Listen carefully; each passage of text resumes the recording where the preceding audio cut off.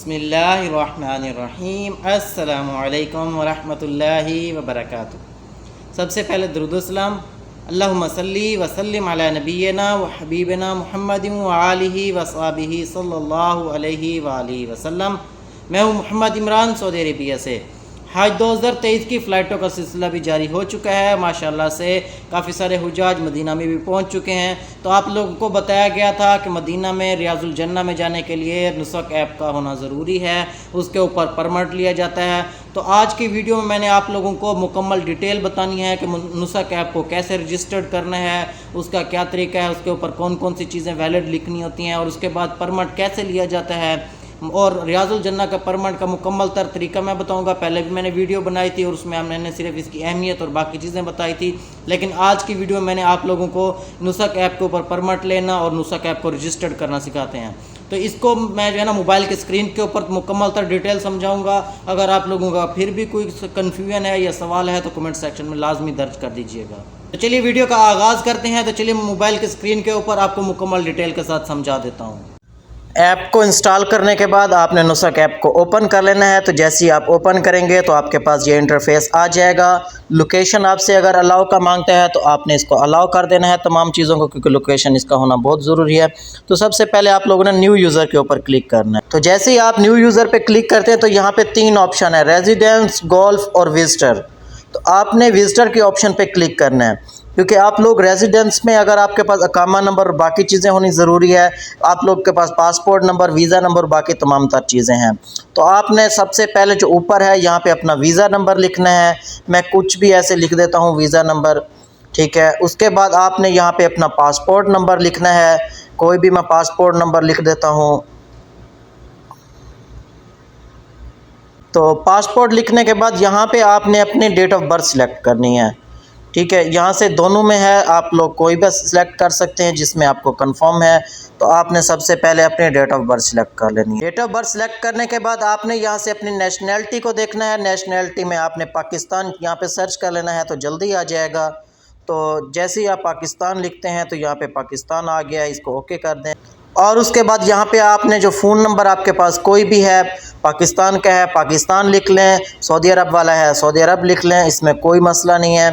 और आगे जो है ना आप अपना फ़ोन नंबर लिख दें, ठीक है। आपका कोई भी मोबाइल नंबर है यहाँ पे अपना मोबाइल नंबर मुकम्मल लिख दें।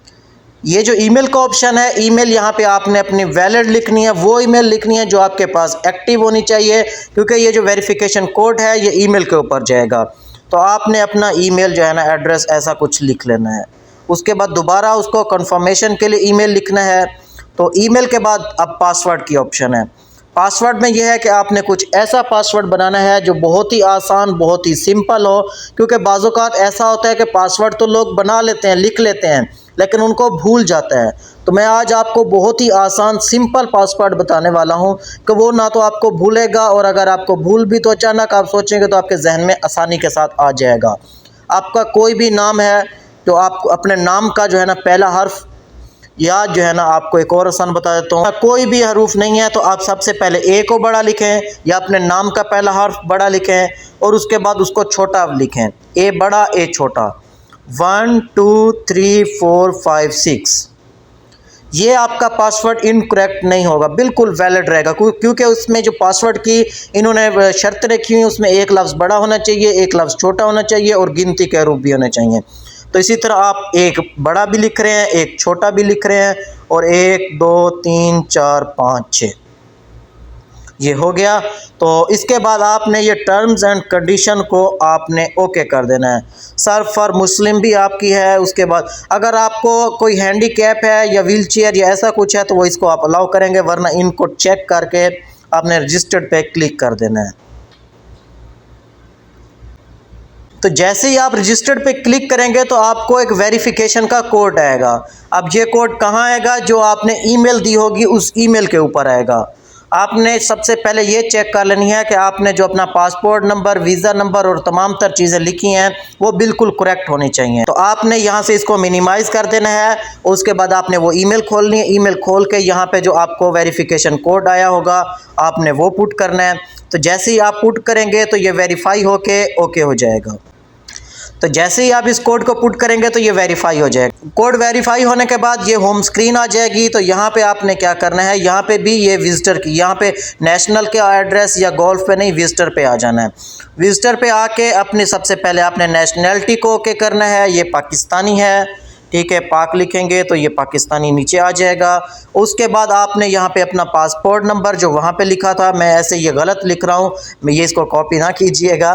और उसके बाद जो आपने पासवर्ड लिखा था, मैंने आपको पासवर्ड बताया था, ए बड़ा ए छोटा 1 2 3 4 5 6।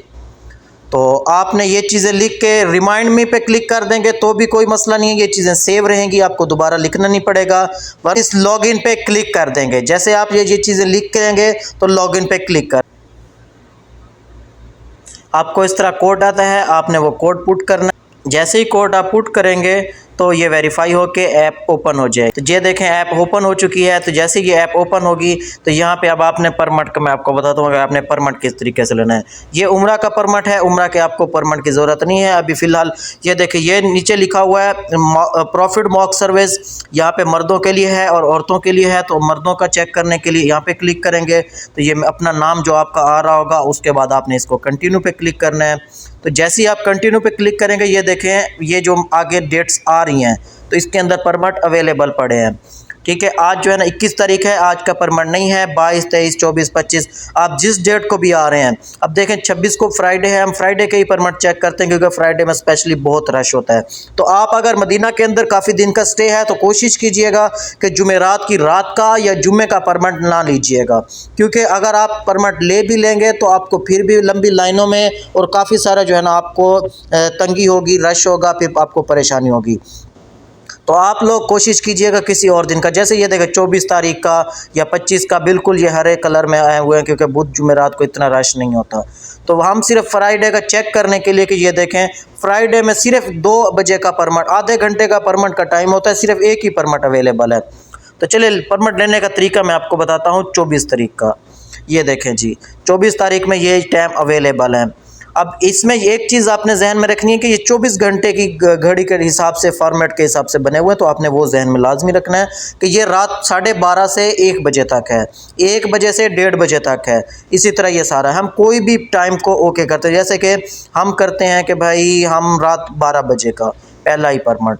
तो इस पर जैसे ही क्लिक करूँगा तो ये देखें ये टर्म्स एंड कंडीशन आ रहा है, इसको मैं ओके करूँगा और इशू परमिट के ऊपर मैं क्लिक कर दूँगा। तो जैसे ही मैंने क्लिक किया ये देखें ये मेरे पास परमिट आ चुका है, ठीक है। इसको आप परमिट को ऐसे ऐप को मिनिमाइज़ कर देंगे तो जैसे ही आप ऐप ओपन करेंगे ये परमिट हमेशा आपके पास रहेगा। वरना क्या होगा, वरना मैं आपको दिखाऊं ये परमिट कहाँ से निकलेगा। ये आपके पास इंटरफेस आ जाएगा जैसे ही आप ऐप ओपन करते हैं। तो यहाँ पे एक्टिव परमिट्स हैं, ये देखें ये जो है ना पहला परमिट आ रहा है रोज़ा रसूल का। तो ये जो है ना यहाँ से आप अपना परमिट देख सकते हैं। तो फ़िलहाल ये मुझे परमिट नहीं चाहिए, मैं सिर्फ आप लोगों को दिखाने के लिए ओपन कर रहा था। तो अभी मैं इसको कैंसिल भी आप कर सकते हैं, तो मैं इसको कैंसिल कर देता हूँ क्योंकि महीने में 1 परमिट हो सकता है, इससे ज़्यादा परमिट नहीं ले सकते। तो ये परमिट कैंसिल हो चुका है, ये देखिए ये परमिट कैंसिल की ऑप्शन आ गई है। तो चलिए आप वीडियो का अख्ताम करते हैं। वीडियो काफ़ी सारी लंबी हो गई है, आप लोगों को उम्मीद है कि काफ़ी कुछ समझ आ गया होगा। तो चलिए आप वीडियो का अख्ताम करते हैं। उम्मीद है कि आपको काफ़ी कुछ समझ आ गया होगा। परमिट के हवाले से भी, उम्रा का परमिट भी सेम उसी तरीके से होता है, आपने उस पर क्लिक करना है और ये उम्रा के टाइम आ रहे होते हैं और सेम उसी तरीके से आपने परमिट ले लेना है।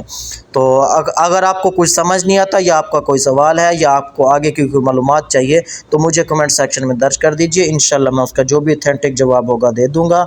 और मुझे, मेरी फैमिली को हमेशा दुआ में अपने शामिल रखिएगा। इंशाल्लाह मिलते हैं नेक्स्ट वीडियो में, तब तक के लिए अल्लाह हाफिज़।